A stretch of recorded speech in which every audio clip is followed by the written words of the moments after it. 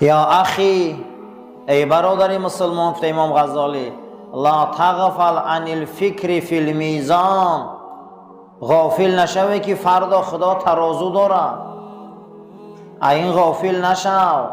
و تطایر الکتب الی الایمان، فردا کتاب ها را به سوی ایمان الی الایمان، فردا هر یک کتاب ها را می بیارن ورق ورق نشر میکنن و آن روز از طرف راست و چپ خیر و نیک جدا میکنن. ایرا فراموش نکن.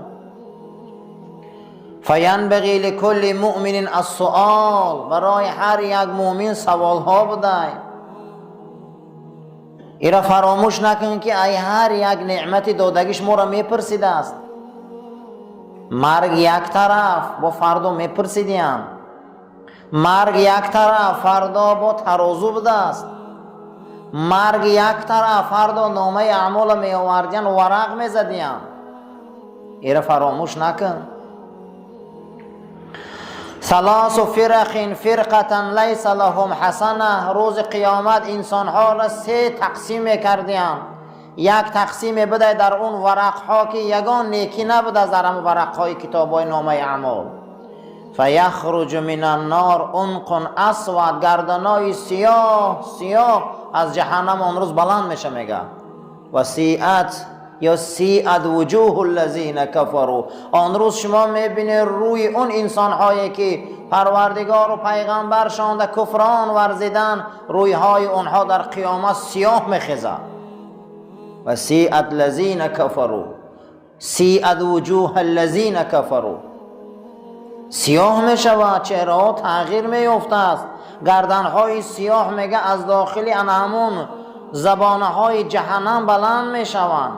فیلقطهم لقط الطیر الحب و ینتوی علیهم و یلقیهم فی النار، چگونه که پرنده را بلند می بردارن و از بالا یک تیر می خرشه که اصابتش میکنه آماده در زمین میزنه. هر یک جهنمی را جهنم از سوختن علاش مثل پرنده ها می پرتافتش در بالا. من اگر یک جوشش لخچه علاب ولکان دیدگی باشه میپرتای علاب بالا. میگه شما فردا جهنم میبینی لخچه های او، میگه آدما میپرن، میگه پریده مثل پرنده های بیجان پریده، میگه در بین علاب رفتن میگیرن. فیناد علیهم شقا و لا سعادت لهم، اونها را اهل شقاوت میگن، اهل بدی میگن. برای چی؟ آنها روز قیامت حاصل کردن، آنها ترازو را حاصل کردن، آنها پیغمبر را حاصل کردن، آنها شریعت بازی کردن. آنها را فردا میگه لخچه های دوزخ سرخ میکنن. از اینا میگه شما فراموش نباشه. اینا میگه از یادتون میگه نبراره. رسول اکرم صلوات الله رب و سلام فرمودن شب معراج من جهنم تماشا کردم، همه پیغمبرا در پیش جهنم به زانو زدن، منم از وهم جهنم به زانو زدم. پیغمبری نازنین ما جهنم دیده به زانو غلطی دیم. چی با گفتن فرستاده خدا؟ گفتن به زانو رو خم کردی.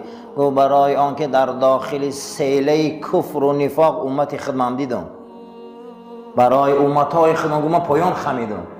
گفتم کیانی ها؟ گفت در بین اونها از امتهای خدمت دیدم.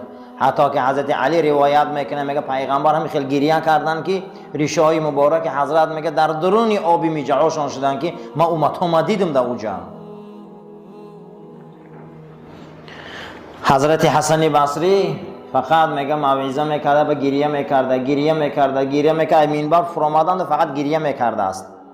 و میپرسیدن میگن تمام مردم روز جمعه که امامی بزرگ شما اینقدر شخصیتی کلانی چیقه بسیار گریه میکنی، غیر گریه ما چیز نمیفهمیم ای شما. گفته میترسم. تا چی میترسی؟ که ما در وجود حیات زندگی شما گناه ندیدیم. گفت از یک چیز میترسم. گفت از چیز میترسی؟ گفت همون آخران نفری که از دوزخ از امت رسول الله صلی الله علیه و سلم خلاص میخرد طبق حدیث رسول اکرم. پیامبر اکرم گفتن که آخران دوزختی که از دوزخ خلاص میخره من او را میشناسم. اولین نفری که دوزخ میدره ای امتم او را میشناسم. گفت همون پیامبر گفت آخران دوزخیه که از دوزخ میبره از امتهای من برای همین گریه میکنم که هوای من نباشم. من برای همین گریه میکنم. گفت من از میزان میترسم، من از حساب میترسم. فردا گفت همون نفر من نباشم. با انا این بود میگه حال اولیای خدا. انا این بود حال اون نفری که 60 صحابه را زیارت کرده. حسن بصری را حضرت ام المؤمنین مادرمان عایشه صدیقه دعا دادیان، اما در وقت موعظه شون میگه زور زور گریه میکردن، عمرشون با گریه گذشت. گفته همین حدیث رسول اکرم ایادم نمیبرویه که من آخران امتی خدم از دوزخ میبروین، من او را میشناسم. گفت میترسم هوای من نباشم.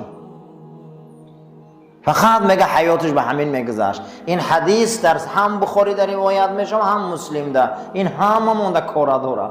هوای من نباشه، یکی هوای من نباشم. با پیام قرآن که ان مع العسر یسرا، ان مع العسر یسرا، تاکید بالای تاکید که در هر وزبینی یک سبوکی ای، در هر وزبینی یک سبوکی ای. الحمدلله که وزبینی ها می رفته، سبوکی ها می آمده. معلومه که دنیا در تغییرات بوده. الحمدلله. مصیبت ابدی نیست، خرسندی هم ابدی نیست. برای همین هر یک این به وقت خودش برای ما یک شربت دارد. حضرت عمر رضی الله تعالی عنه وقتی که ام المؤمنین عایشه صدیقه را میپرسن، میگه از همه روز وزبین روز مرگ رسول اکرم بود صلی الله علیه و سلم. برای همه ما میگه وزبین بود، لیکن میگه ما هر آن کار کردیم که خدا خرسند بود. گفت چیکار کردیم؟ گفتیم انا لله و انا الیه راجعون. ما همه خلق خدا هستیم، به سوی او باز میگردیم. باید ما خدا را خرسند کنیم. برای همین همتون خوش آمده برادرو، از این انفاق و نفقه تناول کرده. در حق هر دوی برادرو دعا کنه.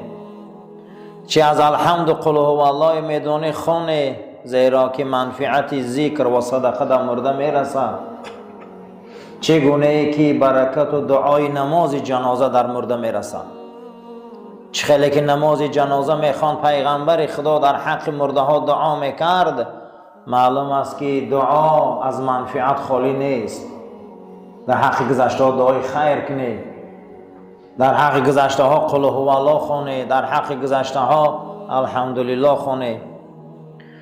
حتی که حضرت امام شافعی در کتاب الامش فتواهاش را آوردگی بوده است که هر یک انسان همون روزی مرگ برادر و خواهر اسلامیش، یا هر باره که سری قبر او را زیارت می روه، به سوره قل اعوذ برب الناس و برب الفلق و او را زیارت نکنه.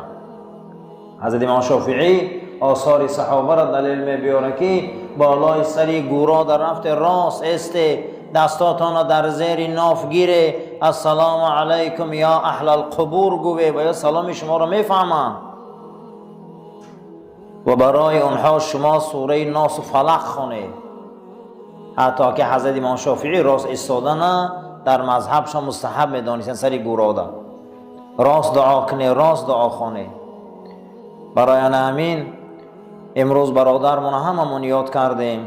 دو برادری ما از بین رفت، دو برادرای ایمانیمون، اسلامیمون، فرزندای نمازخوان، فرزندای قرآنخوان، دعوتگر. در همین دوره عصر فتنه خیلی فرزندانی در رمکه بودن. یعنی که همون فرزندایی بودن که اهدنا الصراط المستقیم برنامه او بود. اما امروز در بین ما نیستن عزیزان. ما هم غنیمتیم که میدونه فردا ما در کجاییم و شما در کجاییم. برای همین قدر یکدیگرمون دانیم، قدر یکدیگرمون همیشه عزت کنیم، قدر یکدیگرمون همیشه دانیم او را احترام کنیم. کی میدونه که فردا با کی در کجای. حضرت عمر را پرسیدن که حضرت به تو چی نزدیکه؟ گفت مرگ. گفته برای من مرگ نزدیکه. هیچی برای آدم مثل مردن نزدیک نبوده. نبینده مثل همون زبانه که انا همون اسلحه باره که در همون زبانچش دست میمونه که تیر پریده میروه، یک دقیقه دا کیم کجا رفتن؟ یک دقیقه دا سفر قیامت آغاز کردن. پیغمبر خدا 1,500 سال شد، قریب 1400 سال شد پیغمبر ما سفر قیامت آغاز کردن رفته ایستیم. حضرت ابراهیم 10,000 سال شد سفر قیامت سر کردن.